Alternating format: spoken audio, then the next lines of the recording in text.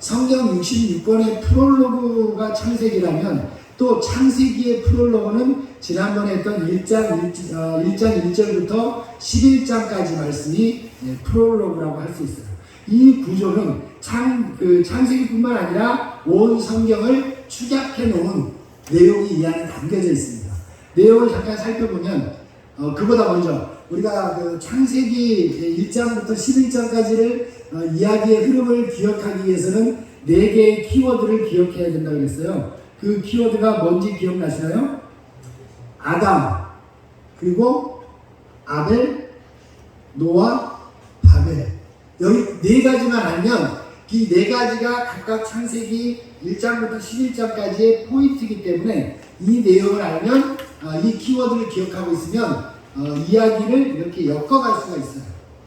자, 하나님께서 특별히 아담을 창조하시고 그리고 그 아담과 관계는 어떤 관계가 돼요? 자연스럽게 창조주와 피조물, 지으신 분과 지음받은 자의 관계가 됩니다.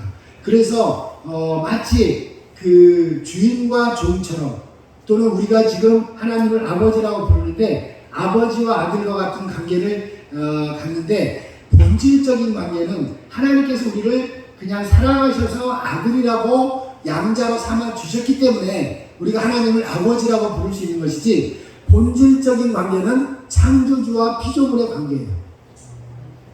마치 이런 관계입니다. 우리가 만약에 어떤 자동차를 하나 만들었어요. 그 자동차가 아무리 멋지고 기능이 좋은 기능을 가지고 있다고 해도 그 자동차를 만든 사람과 동등해질 수가 없죠. 그죠?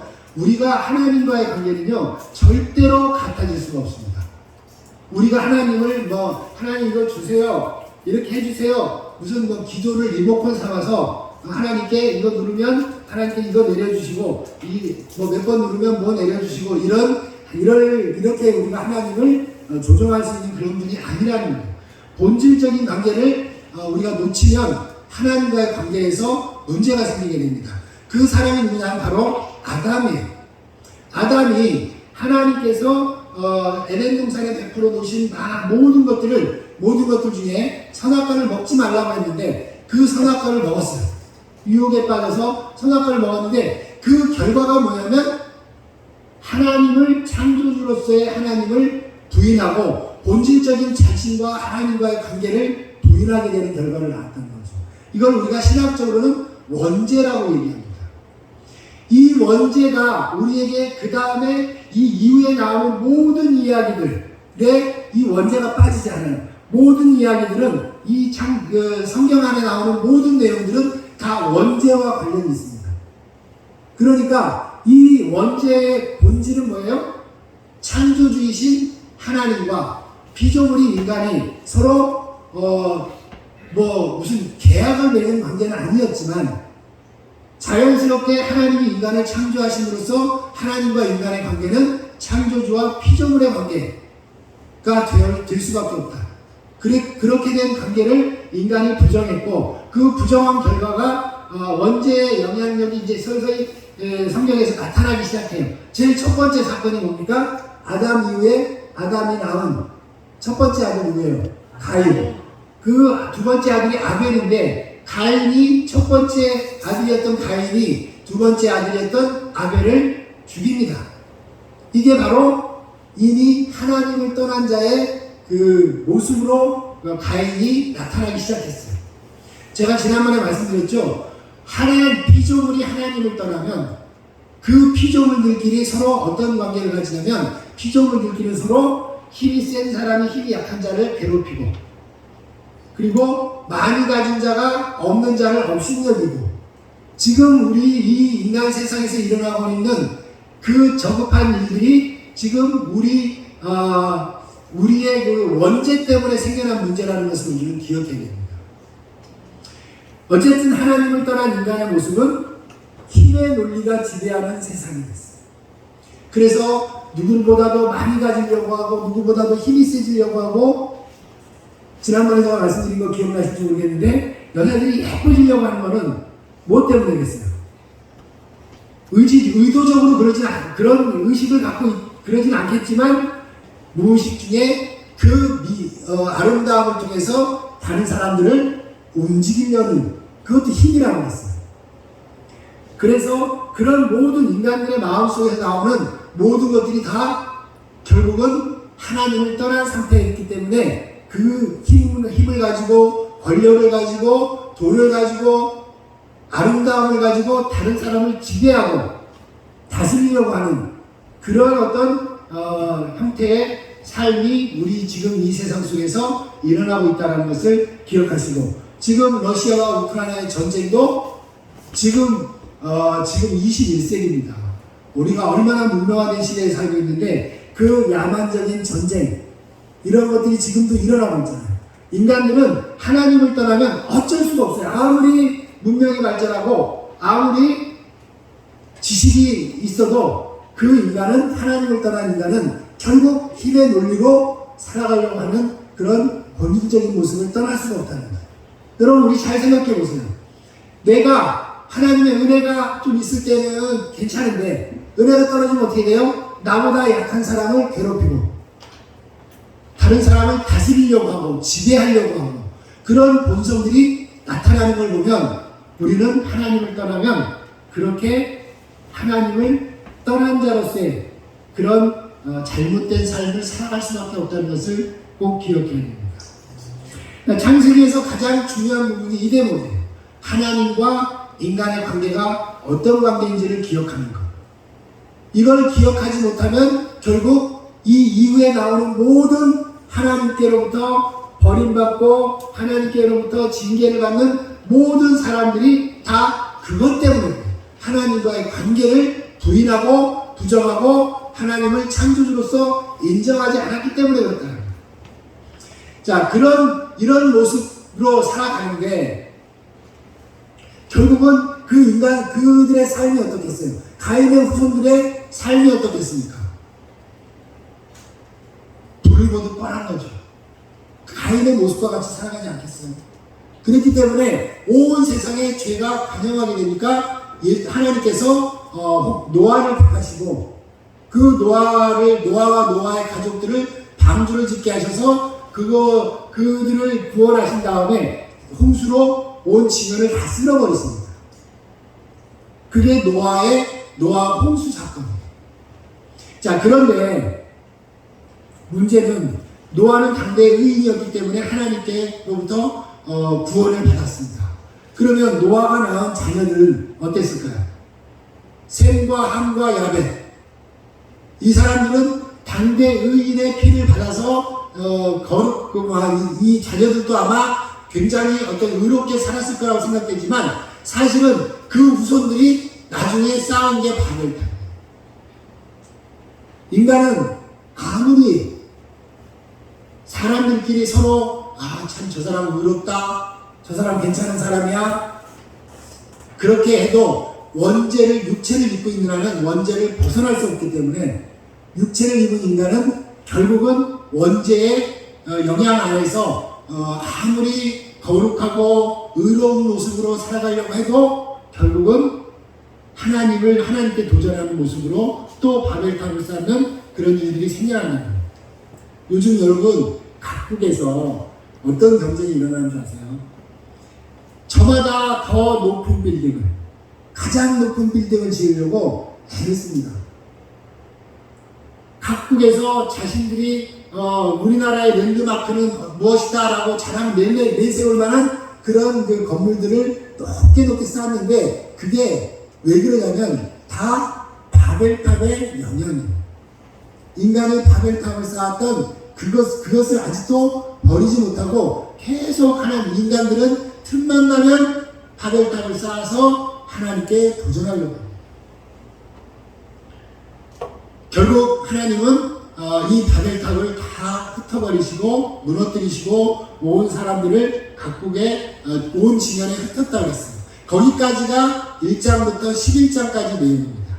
그러니까 내용을 정리하면 하나님의 창조주이신 하나님과의 관계를 부인한 그런 인간들이 결국은 하나님께로부터 끝까지 하나님께 도전하고 하나님을 하나님과 대등한 관계를 가지려고 애를 쓰다가 결국은 하나님께로부터 버림받는 그런 일들을 겪게 된다는 내용이 이 1장부터 11장까지 내용이고, 이러한 그 구조는 결국 성경의 66권이 다 끝까지 이 구조로 흘러가고 있습니다.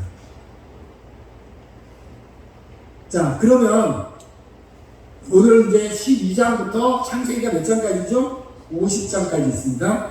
50장까지 꽤나 긴데, 제가 성경을 항상 그 처음부터 그 거시적인 성경을 거시적으로 보는 훈련을 하자 해서 성경을 제가 계속 짧은 성경이든 긴 성경이든 긴 책이든 다 둘로 나눴어요.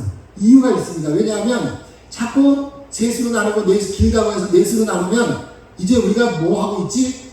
한 서너 번째 가면 또 본래 목적을 잃어버려요.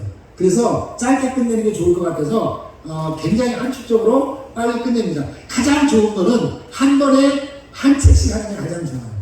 근데 그렇게 하려면 한 서너 시간씩 해야 되니까 여러분들이 너무 힘들 것 같아서 저도 힘들고요. 그래서 그냥 최소한 2번을 해야 되겠다 싶어서 제가 2번으로 계속 나누고 있습니다. 자, 12장부터 50장까지 내용도 우리가 4가지 키워드만 기억하면 그 긴 내용을, 이야기를 우리가 누구한테든지 얘기할 수 있어요. 자, 그 키워드를 한번 봅시다. 첫 번째가 오늘 본문에 나오는 이름이 뭐죠? 아브라함입니다. 아브라함 다음에 누구겠어요? 이번에 다 4명 다 사람 이름이에요. 이삭이 나오겠죠? 그리고 야곱, 그리고 요셉. 요셉이 이제 그 애굽의 국무총리가 되는 걸로 끝나는 거예요. 그죠? 그러니까 4명 키워드, 4명 우리가 다 아는 사람 이름이, 아는 이름이잖아요. 4명만 기억하면 12장부터 50장까지 내용을 이야기처럼 그냥 할 수 있어요. 대충.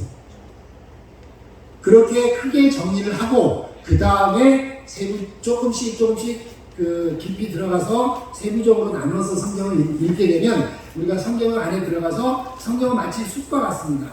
숲에 들어갔다가 조금 깊은 숲으로 들어가면 길을 잃어버리는 마련인데, 성경도 마찬가지예요. 성경을 한참 읽다 보면, 내가 지금 마태복음 읽다가 한참 깊이 들어가다 보면 마태복음 앞에 내용이 뭐였지? 앞에 내용을 다 잊어버려요. 그러니까 전체적인 그 흐름, 구조를 다 놓친다는 거죠. 그래서 전체적으로 그림을 하나 이렇게 크게 그려놓고, 그리고 그 안에 들어가서 이 전체적인 틀을 놓지 않는 상태에서 그 안에서 세부적으로 성경을 이해하는 것이 굉장히 성경의 전체 구조를 이해하는 데 도움이 됩니다. 4명의 이름은 다시 한번 해볼게요. 아브라함과 이삭과 야곱과 요셉. 특징이 있죠. 뭐예요? 다 아브라함의 아들 이삭, 이삭의 아들 야곱, 야곱의 아들 요셉. 그죠? 네. 자, 오늘 본문에서 아브라함은 원래 그 갈대아 우르라는 메소포타미아 지방에 굉장히 그때 당시에는 고대 문명, 굉장히 찬란한 문명을 가졌던 곳에 있던 사람입니다. 근데 그곳에서 이제 그 본토 친척 아비집을 떠나서 하나님께서 지시할 땅으로 가게 되는 그런 이 여정이 시작되는데, 이 아브라함은 성경에서 아브라함의 등장은 굉장한 반전입니다. 하나님께서 11장까지 내용을 봤을 때, 흐름을 봤을 때 하나님께서 이 인간들이 잘못해서 계속 인간들은 계속 하나님께 도전하고, 그리고 이 하나님은 또 그걸 바벨탑 무너뜨리는 것처럼 홍수처럼 인간들을 처벌하시고 이렇게 갈 것 같은데, 하나님께서 갑자기 그 원대한 인간 구원의 프로젝트를 한 사람을 통해서 시작해요. 그게 바로 아브라함입니다. 이 아브라함은 우리 인간 구원의 가장 첫 번째, 머리에 첫 번째 스텝을 밟은 사람이다. 이렇게 이해를 하시면 됩니다. 하나님의 원대한 구원 프로젝트, 이 프로젝트의 시작이 바로 아브라함입니다. 자, 이 아브라함이 어떻게 왔다 그랬어요? 오늘 12장 1절 한번 같이 읽어볼까요?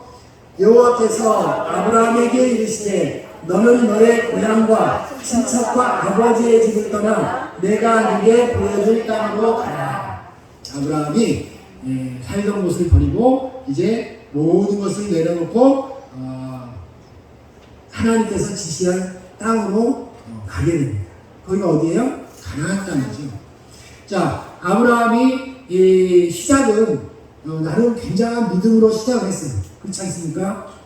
그 길을 떠나는 게 쉬운 일 아니에요. 굉장히 어려운 결정이었을 겁니다. 그런데 생각해보면 아까 이 아브라함이 살던 이 메소포타미아 문명이 있던 갈대아 오르 지방은 굉장히 발전된 도시 형태의 그 국가를 이루고 있었고요. 그런데 가나안 땅은 어떤 곳입니까? 아직 부족 사회를 벗어나지 못한 정말 막 맨날 싸우고 전쟁하고 서로 땅 따먹게 하고 그런 그 아주 미개한 종족들이 살고 있는 그 곳이고 개발이 전혀 안 된 곳이에요. 그래서 마치 저 뉴욕에 살던 사람이 우리나라 저기 우리 여기보다 더 시골이 어디 있을까요? 더 깡촌 없어요? 우리 김미선 전도사님은요, 제가 이게 여담인데 여기 안산에서 여기 내려와가지고 지금도 아직 적응을 못하고 있어요. 길이 어디가 어딘지 모르고. 왜? 건물이 없으니까. 여기는 큰 건물이 없으니까 도시에서는 길을 찾아갈 때 어떤 그 건물을 이정표 삼아서 이렇게 뭐가 있으니까 이렇게 하고 이렇게 하는데 여기는 그게 없잖아요. 나무를 이정표 삼을 수는 없잖아요. 다 거기가 거긴데 그 나무가 그 나무 같은데. 그래가지고 아직도 길을 못 찾아, 집을 못 찾아가요. 내비 한 편을 못 찾아갈걸요 아마. 근데 어쨌거나 아브라함도 비슷한 심정이었을 것 같아요. 게다가 아무것도 가지고 있던 그 모든 것들을 다 내려놓고 와야 되니까 힘들었겠죠. 근데 나름대로 믿음을 가지고 정말 그 위대한 결단을 하고 이제 구원의 여정을 시작을 했는데 이 아브라함이 10년이 지나고 10년이 훌쩍 지나가는데도 하나님께서 약속하신 너로 모든 민족의 아비가 되게 하겠다고 그랬잖아요. 여기 처음 나올 때는 이름이 아브라함이에요. 아브라함. 그죠? 뒤에 아브라함으로 바뀌죠. 아브라함이라는 말의 뜻은 쓸모없는 아버지라는 뜻이고요. 아브라함은 모든 열국의 아버지, 모든 민족의 아버지라는 뜻입니다. 그래서 지금 아브라함은 처음에 하나님의 그 명령을 따라서 자기가 살던 곳을 떠나서 이제 새로운 곳으로 가게 되는데 그때 아브라함의 이름은 쓸모없는 아버지. 왜 쓸모가 없을까요? 왜 쓸모가 없을까요? 아브라함이 못돼서 그래요? 아니요. 아브라함이 자식이 없잖아요. 아버지라고 불릴 만한 나이, 아버지 아니라 할아버지 75세니까 뭐 할아버지라고 불릴 만한 나이인데 자식이 없어. 그러니까 쓸모없는 아버지. 자, 그러면 아브라함으로 바뀐다는 얘기는 무슨 얘기예요? 아브라함에게 자식이 생긴다는 얘기잖아요. 근데 10년이 지났는데 자식이 안 생겨요. 그러니까 아내 사레가 아브라함에게 여종 하가를 방에 들여보내줍니다. 그래서 둘이서 동침을 하고 아이를 낳는데 이스마엘이라는 아이를 낳았어요. 그러니까 아브라함은 하나님께서 약속을 하셨는데 하나님께서는 아무런 자식을 주시지도 않고 이미 자기는 이제 나이가 많아서 자식을 낳을 수도 없는 상황이 됐는데 이스마엘이 생겼으니까 이스마엘이 자기의 후손인가 보다 하고 계속 이제 이스마엘을 키우면서 살았죠. 그런데 이스마엘이 13세가 됐을 때 13세 유대인은 13세 남자 아이들은 13세에 성인식을 합니다. 여자 아이는 12세에 성인식을 합니다. 성인식을 하게 되면 어떤 일이 생겨요? 아버지의 모든 것을 물려받는 그런 성인이 된다는 것은 그런 것을 의미해요. 그러니까 아버지 아브라함의 모든 것을 물려받게 되는 그런 나이가 됐어요. 그런데 그때 하나님께서 아브라함에게 나타나십니다. 그래가지고 네게 이제 자식을 내가 주겠다. 이스마엘은 아니다.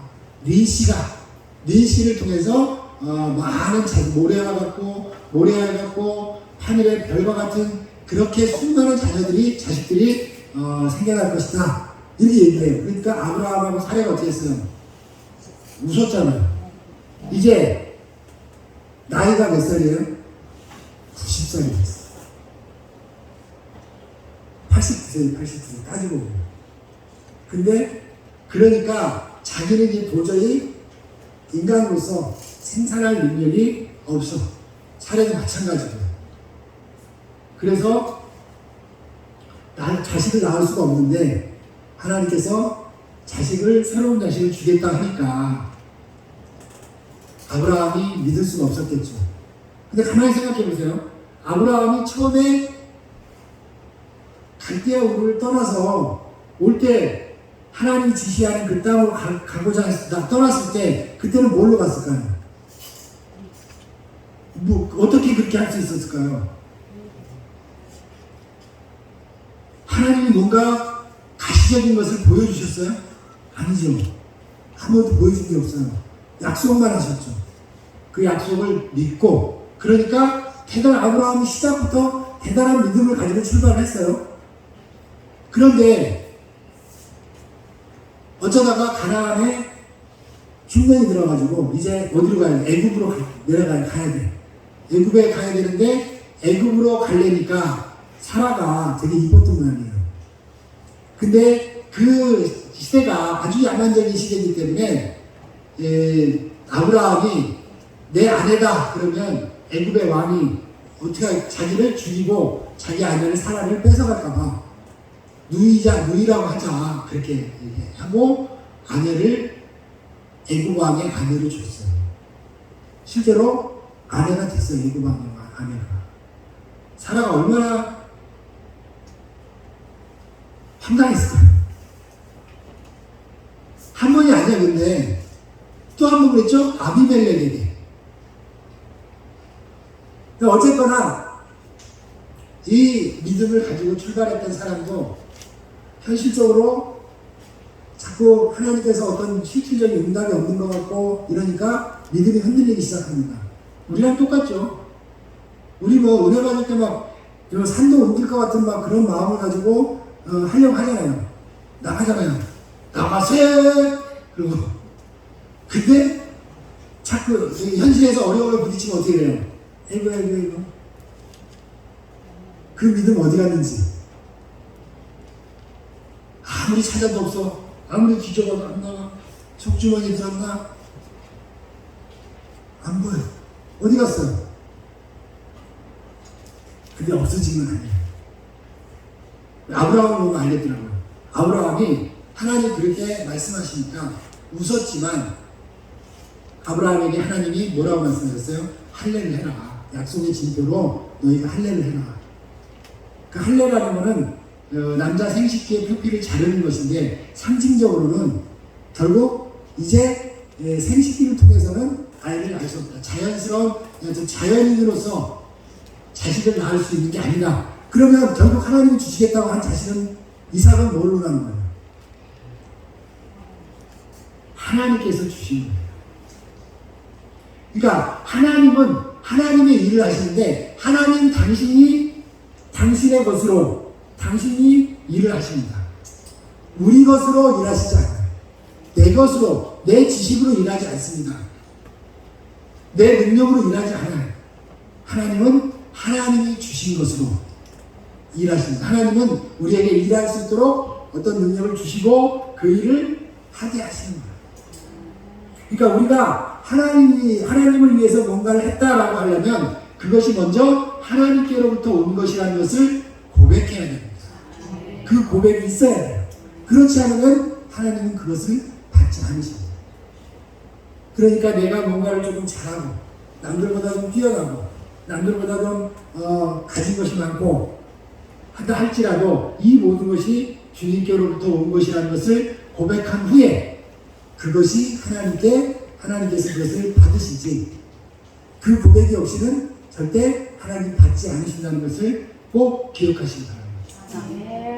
어쨌든 하나님은 아브라함을 통해서 이제 이삭을 100세 아들을 낳게 하십니다. 이삭을 주셨어요.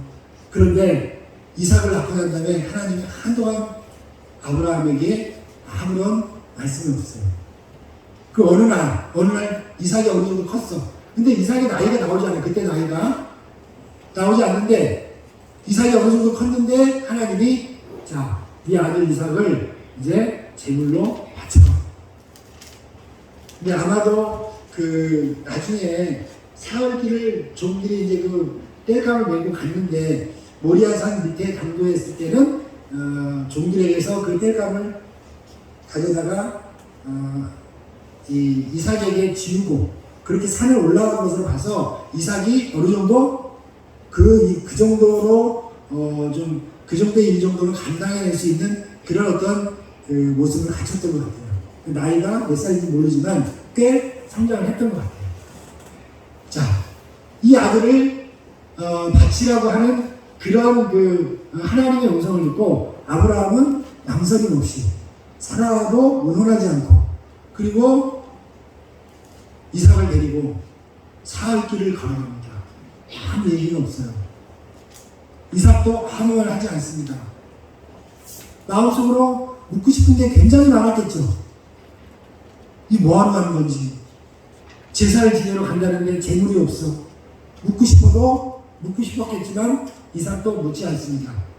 아무 말도 없이 그 100세에 낳은 아들을 하나님께 제물로 드리겠다고 데리고 가는 아브라함이나 그 아버지를 따라서 아무 말 없이 순종하고 따라가는 이삭이나 대단한 믿음들을 가지고 있는 사람이죠. 이 믿음은요, 처음에 그 믿음과는 좀 다른 믿음이에요. 처음의 믿음은 언제라도 변할 수 있는 믿음이었지만 이제 오랜 시간 동안 하나님이 어떤 분인가를 알고 하나님께로부터 훈련받은 아브라함의 믿음은 절대로 어떤 상황에서도 변치 않는 믿음이라고 보여져요. 그러니까 성경은 이 두 아브라함의 이 이삭을 그 제단에 바치는 그 사건을 로마서에서 바울은 그것을 믿음이라고 하고 야고보서에서 야고보는 그것을 행함이라고 얘기합니다. 해석이 좀 다른 것 같아요. 근데 어쨌거나 이 이삭을 데리고 이제 제단에 올려놓고 묶었죠. 근데 성경에는 분명히 이삭이 물을 때 아브라함이 그렇게 대답합니다. 재물 어디냐고 물으니까 산에 올라가면서 물으니까 아브라함이 아마 하나님께서 재물을 준비해 놓으셨을 것이다. 이렇게 대답을 해요. 그런데 그게 아브라함이 여호와 일의 믿음을 가지고 있었던 건 아닌 것 같습니다. 왜냐하면 그랬다면 올라가서 찾았겠죠. 하나님이 양을 미리 준비해 놓으셨을 거야. 이런 믿음을 가지고 있었다면 찾았겠죠. 근데 아브라함은 그냥 한 말이지. 그냥 할 말이 없으니까 아마 했던 말 같아요. 아브라함은 여호와 이레라는 그런 믿음을 가지고 있지 않았습니다. 그냥 하나님이 바치라고 하니까 그냥 바친 거예요. 여러분, 이것이 바로 아브라함의 믿음인데 우리가 아브라함을 믿음의 조상이라고 하는 이유가 바로 여기에 있습니다. 이 믿음은요, 우리의 믿음과는 달라요. 우리는 하나님께서 뭘 하라고 하시면 그 이후에 뭔가 주어질 보상을 바라고 하나님이 열심히 하는 경우가 많이 있습니다. 물론 안 그런 경우도 있어요. 그런데 그 믿음은 아브라함의 믿음이 아니었어요. 아브라함이 가졌던 그런 믿음이 아니었어요. 아브라함이 가졌던 믿음은 조건이 없는 그런 믿음이었습니다. 하나님께서 죽이라고 하셨으니까 제물로 바치라는 얘기는 결국 그 당시에 제물은 어떻게 해요? 각을 뜨고 불에 태워서 바치는 거잖아요. 그러니까 아브라함이 모리아산 정상에 올라가서 다른 어떤 하나님이 예비해 두었을 그 양을 찾는 모습이 전혀 성경에 나타나지 않고 바로 그 이삭을 묶어서 단에 뉘어놓습니다. 그리고 칼로 찌르려고 하는, 손을 들어서 칼로 찌르려고 하는 그 순간에 하나님의 천사가 나타나서 그렇게 하지 말라고.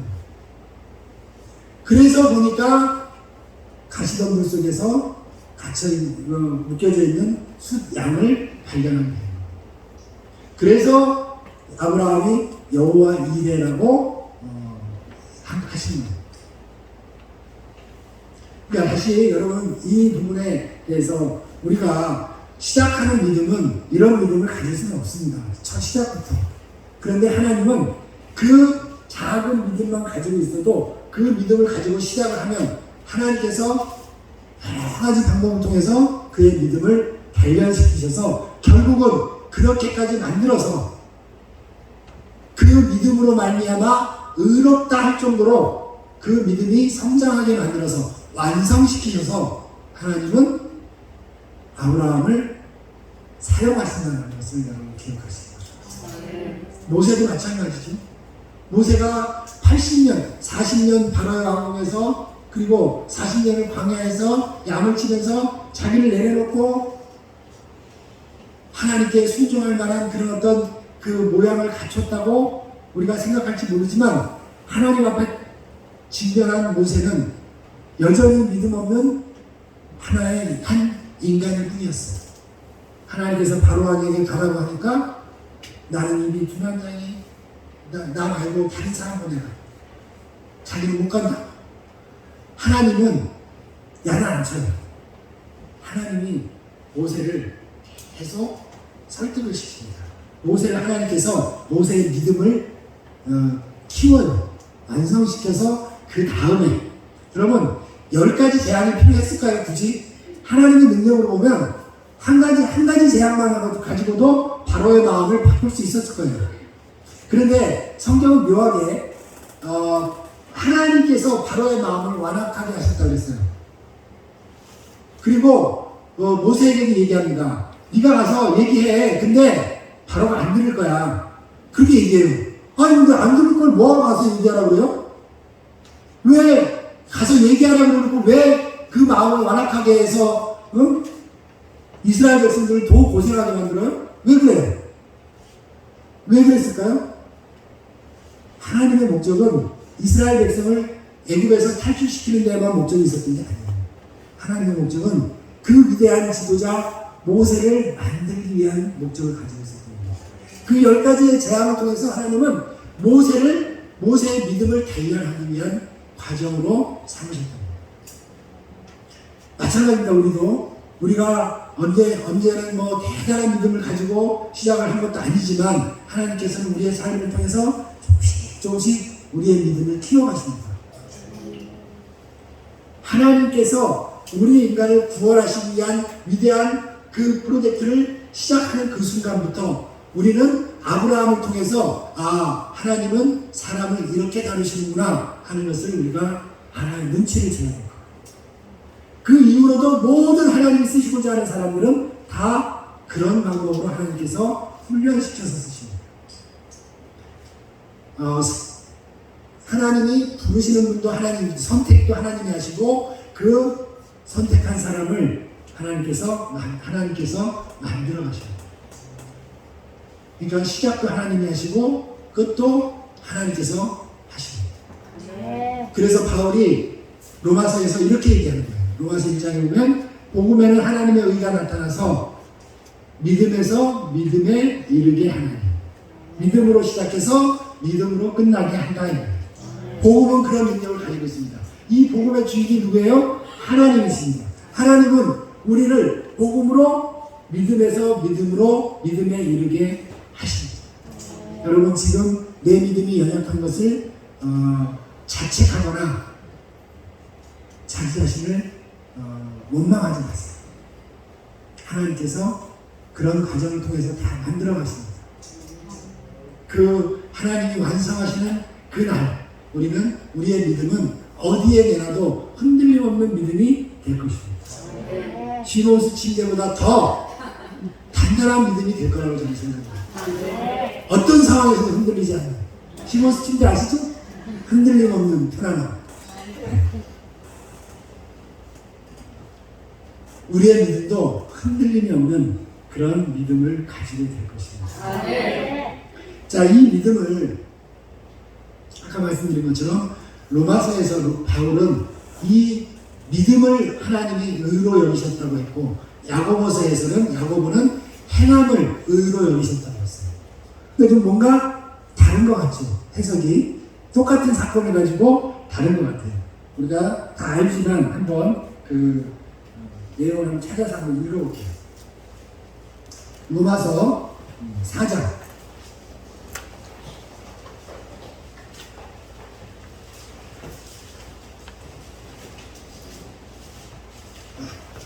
4장 1절부터 3절까지 같이 한번 읽어볼까요? 시작. 그런즉 육신으로 우리 조상인 아브라함이 무엇을 얻었다 하며 만일 아브라함이 행위로서 얻었다 하시는 것이면 자랑할 것이 있으려니와 하나님 앞에서는 없느니라. 성경이 무엇을 말하느냐? 아브라함이 하나님을 믿음에 그것이 그에게 의로 여겨진다 되었느니라. 바울은 아브라함의 믿음이 하나님께서 의로 그 믿음을 의로 여기셨다. 하나님을 믿는 믿음을 얘기하죠. 근데 야고보는 또 뭐라 그러는지 봅시다. 야고보서 2장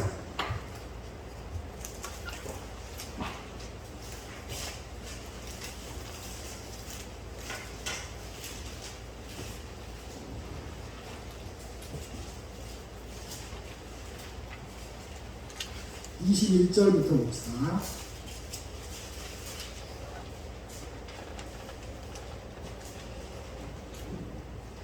(21절) (22절) 같이 읽어볼게요. 시작. 우리 조상 아브라함이 그 아들 이삭을 제단에 바칠 때에 행함으로 의롭다 하심을 받은 것이 아니냐. 네가 보거니와 믿음이 그의 행함과 함께 일하고 행함으로 믿음이 온전하게 되었느니라. 대표적으로 신약 성경에서 로마서는 믿음을 강조하는 책이고요. 그리고 야고보서는 행함을 강조하는 책입니다. 그러니까 서로 믿음이냐 행위냐, 저희 신학교 다닐 때는요, 학생들이 앉으면 그 얘기를 했어요. 믿음으로냐 행함이 중요하냐, 믿음이 중요하냐, 행함은 없어도 돼, 믿음 행함은 필요 없어, 믿음만 있으면 돼, 막 이렇게 논쟁을 굉장히 많이 했던 기억이 있어요. 지금도 아마 교리적으로 성경을 해석하려고 하는 분들은 자꾸 행함과 믿음을 가지고 비교를 하려고 해요. 그런데 성경을 전체적으로 보는 눈이 생기면 이 문제가 금방 해결이 됩니다. 아무것도 아니에요.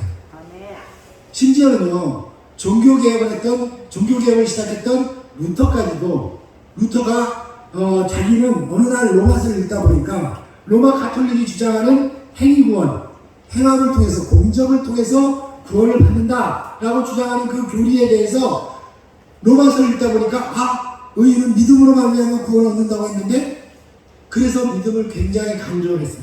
그래서 종교개혁을 시작했습니다. 그것이 모티브가 돼서 종교개혁이 시작했어요. 그런데 어느 날 야고보서를 읽다 보니까 자꾸 행함에 대한 얘기를 하거든요. 믿음만 가지고 되는 것이 아니다. 믿음은 행함으로 보여줘야 된다. 보이는 것이다. 행함을 자꾸 얘기하잖아요. 그러니까 자기 종교개혁의 어떤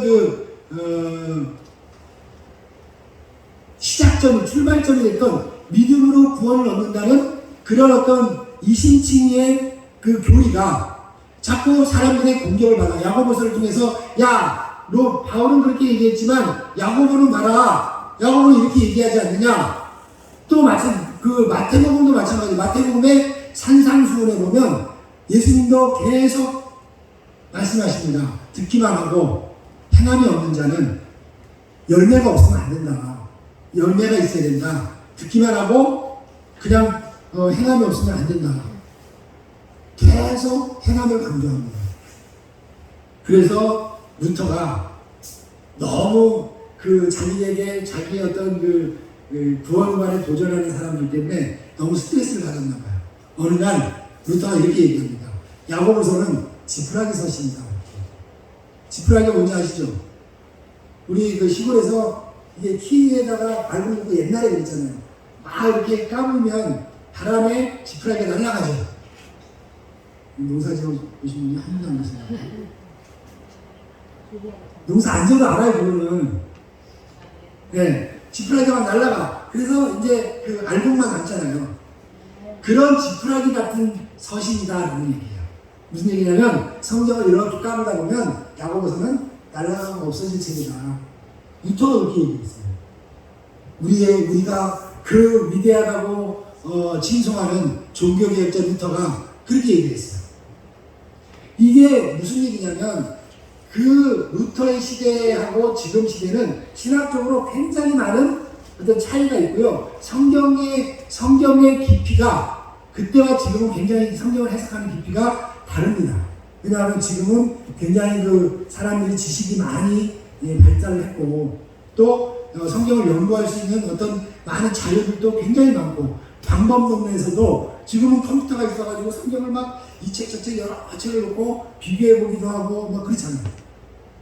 근데 루터 시대에는 그런 게 없었거든요. 그러다 보니까 성경을 이게 통전적 해석, 그러니까 전체적으로 볼 수 있는 그런 눈이 좀 없었던 것 같아요. 그리고 루터의 이 상황이 그 믿음으로 구원을 얻는다라고 해서 카톨릭에 계속 대항을 했는데 저항을 했는데 자기가 주장하는 것이 흔들릴까봐 계속 야고보서를 무시했던 것 같아요.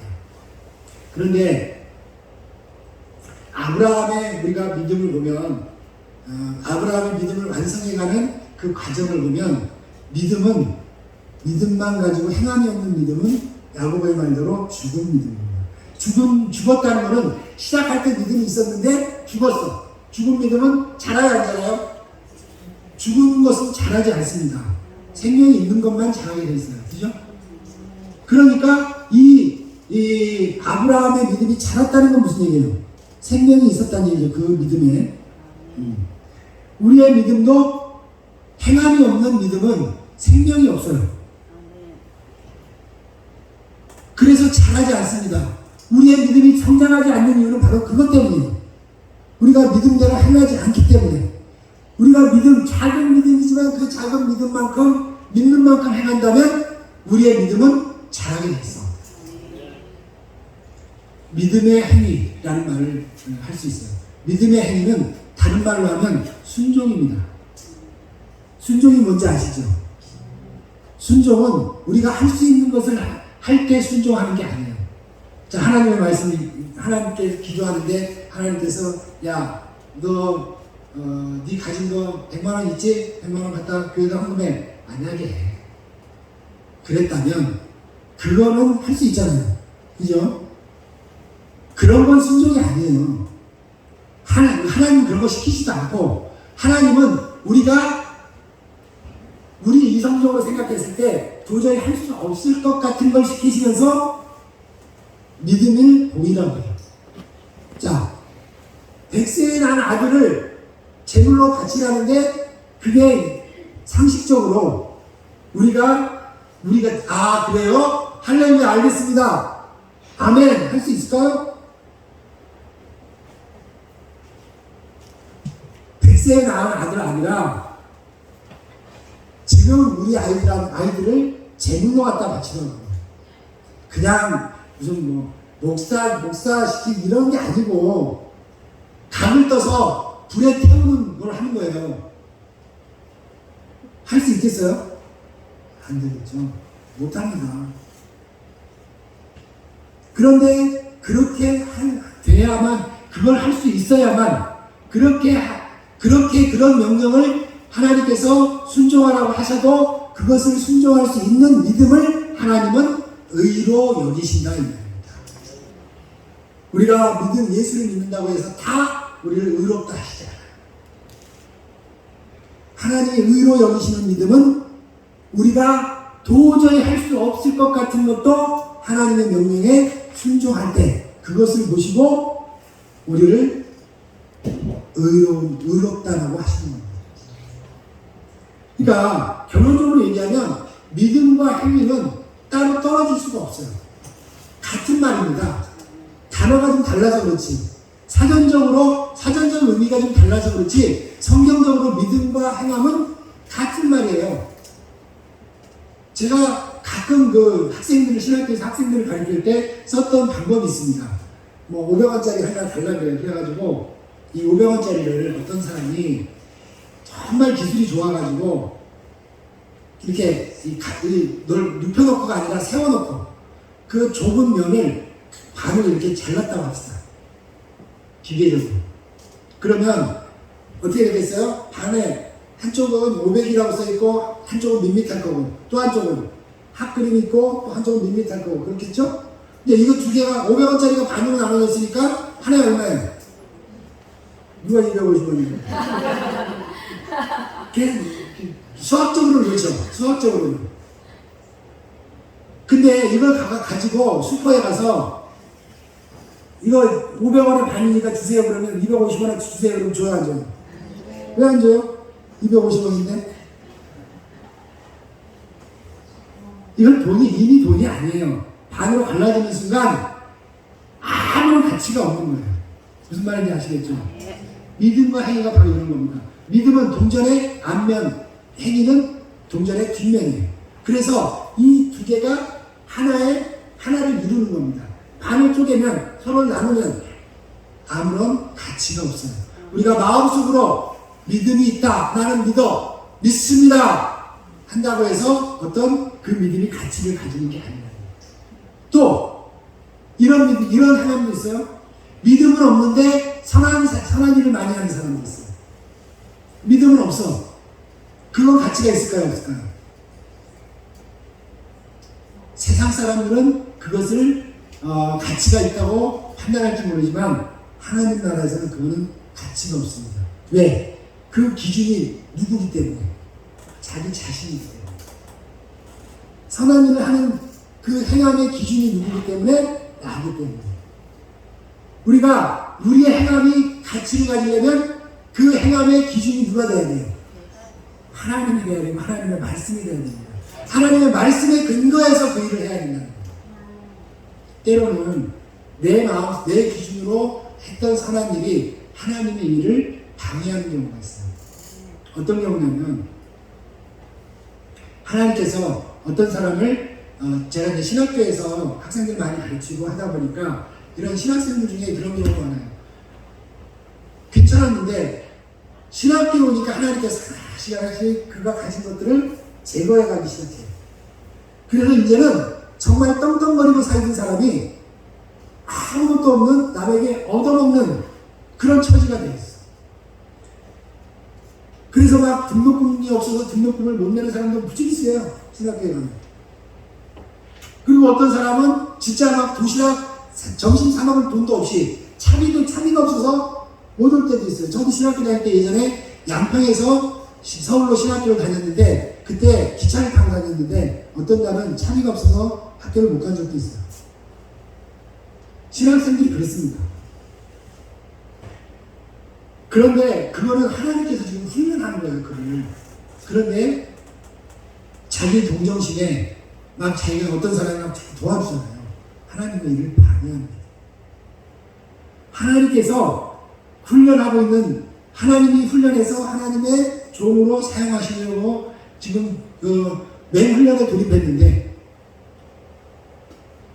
그 사람을 자신의 감정으로 자기의 동정심으로 자기 생각으로 도와주거나 이러면 자꾸 훈련 기간이 길어질 수밖에 없어요. 이게 잘 분별해야 됩니다. 선한 행위가 내 생각과 나의 도덕성이 기준이 된다면 그거는 하나님 나라에 합당하지 않아요. 우리가 선한 일을 할 때에도 믿음으로 어떤 일을 한다고 할 때에도 항상 기도해야 돼요. 하나님, 정말 이게 하나님의 뜻이 맞나요? 하나님께 기도하고 하나님께서 하라고 하세요. 그때 하는 거예요. 자기 동정심에 도와주고 그러는 거 하나님 별로 기뻐하시지 않습니다. 자, 어쨌거나 우리가 가진 지금의 이 믿음은 이 상태에서 머물러서는 안 됩니다. 더 자라가야 돼요. 완성이 되는 단계까지 가야 됩니다. 아브라함이 자기 100세에 낳은 아들 이삭을 제단에 바칠 정도로 아무런 하나님께 묻지도 않고 따지지도 않고 보험회사 그 광고 얘기 잠깐 나오지. 제가 예전에 광고에 다녔거든요. 그때 만든 광고는 아니지만 그러다 보니까 광고가 자꾸 이렇게 광고 문구가 뒤에 있는 것 같아요. 자, 어쨌든 아브라함은 제단을 제물로 바쳐라 그러니까 지금 그야말로 묻지도 않고 따지지도 않고 이삭을 데리고 모리아산으로 갑니다. 그리고 마지막 순간에 하나님께서 준비하신 순양을 아브라함에게 주시죠. 여러분, 그 순양은 구원사적으로 보면 예수님의 예표입니다. 누가복음의 저자가 이렇게 예수님을 표현하죠. 세례 요한의 입을 통해서 이렇게 얘기합니다. 보라, 세상 죄를 지고 가는 하나님의 어린 양입니다. 예수님은 세상 죄를 지고 십자가를 지신 하나님의 어린 양입니다. 그 모리아산에서 준비되었던 그 양이 바로 예수님의 예표고요. 전승에 의하면 그 모리아산은 바로 예수님이 십자가를 지셨던 골고다 언덕, 갈보리산 골고다 언덕이라고 학자들은 얘기합니다. 그러니까 철저하게 하나님은 이 아브라함의 기사를 통해서 이삭을 제물로 드리라는 이 모리아산의 이야기를 통해서 하나님은 우리에게 이미 예수님께서 우리 죄를 대신해서 십자가를 지실 것을 약속하시고 그것을 우리에게 예표로 보여주신 겁니다. 이미 몇천 년 후에 있을 일을 이렇게 하나님은 얘기하시고 준비하시는 게 하나님의 구원 프로젝트.